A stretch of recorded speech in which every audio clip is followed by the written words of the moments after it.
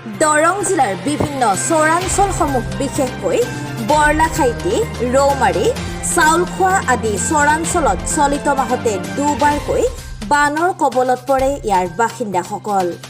প্ৰথমবাৰ বানৰ কবলৰ পৰা উদ্ধাৰ নপাওঁতে পুনৰ বান আহিলত চপাব নোৱাৰিলে ধান, মৰাপাট, মাকৈৰ খেতি।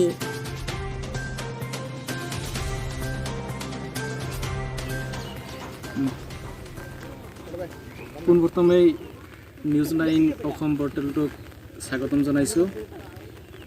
চলিত বৰ্ষত আমাৰ চৰ্চাবোৰ কৃষকসকলে যি ধৰণৰ ক্ষতিৰ মুখামুখি হৈছে, বিশেষকৈ লকডাউন আৰু লকডাউনৰ সময়ত কৃষকৰ যিখিনি উৎপাদিত শস্য আৰু শাক পাচলি আছিল সেইখিনি তেওঁলোকে লকডাউনৰ সময়ছোৱাত বিক্ৰী কৰিব পৰা নাই।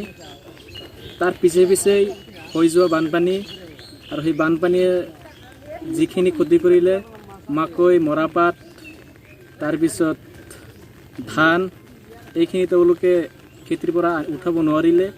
তাৰপিছতো যিখিনি আছিল কাটিম বুলি যদিও ভাবিছিল, পিছত আকৌ বানপানী আহিল আৰু এইটো বানপানীত বিশেষকৈ সেইখিনি একেবাৰে উটাই লৈ গ'ল।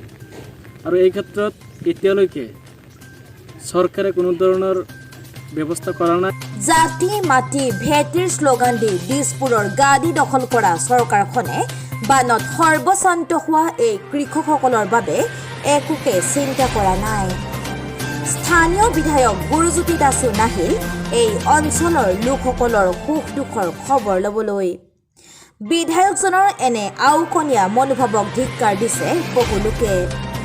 আমাৰ নিউজ 9 অসমৰ সাংবাদিকে চৰাঞ্চল পৰিভ্ৰমণ কৰি কি দেখিলে তাৰে এক প্ৰতিবেদন আগবঢ়ালো আপোনালোকলৈ।